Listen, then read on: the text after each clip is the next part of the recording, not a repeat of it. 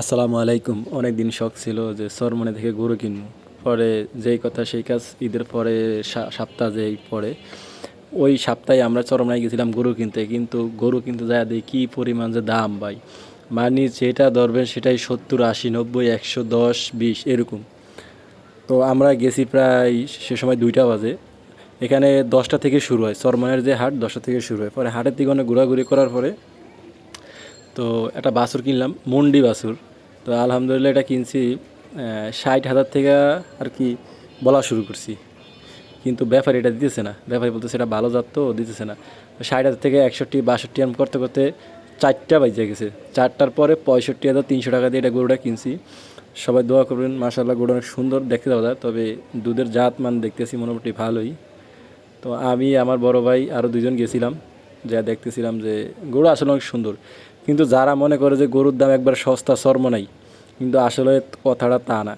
গরুর যে যে দাম কেউ হাত থেকে ছাড়তেছে না।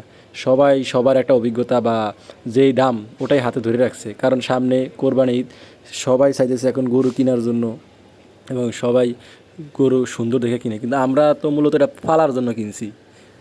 তো সেক্ষেত্রে আরও 2-3টা গরু আসছিলো এরকম, হাটের ভিতরে ভিডিও করা যায় না, বা মানে হাটের ভিতরে যে একটা পরিস্থিতি ছিল সেই পরিস্থিতির মাধ্যমে ভিডিও করা যায় নাই। পরে এটা অনেক কষ্ট করে মিলাইছি এবং মানুষের গরু জিগাইতেছি, পরে আমরা হাট থেকে নিয়ে আসছি। ওই যে এই গরুটা অনেক সুন্দর মাশাল্লাহ, এটা পড়ছে 1,10,000 টাকা এটার দাম। গরুটার কালারটা যেমন দেখতে অনেক সেই সুন্দর। তো মানে যারাই গরু নিয়ে যাচ্ছিলো তাদের সবাইকে আমরা জিজ্ঞাসছিলাম যে ভাই গরু কত পড়ছিল এরকম দাম।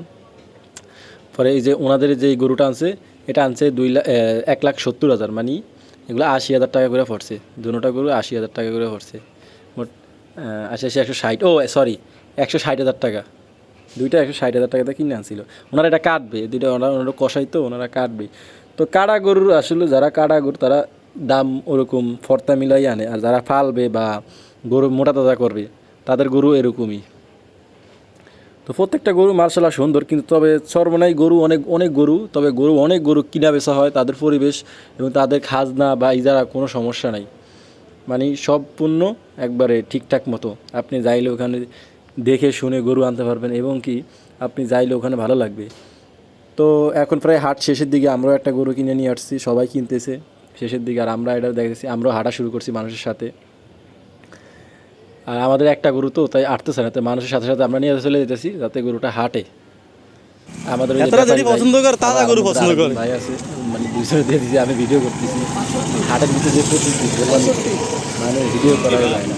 তো যে যেখানে থাকেন সুস্থ থাকুন এবং খাবার নিয়ে সবাই চিন্তা ভাবনা করুন, কারণ এই সৎ পথের উপার্জন কেউ খারাপ দিতে চায় না, ঠিক আছে?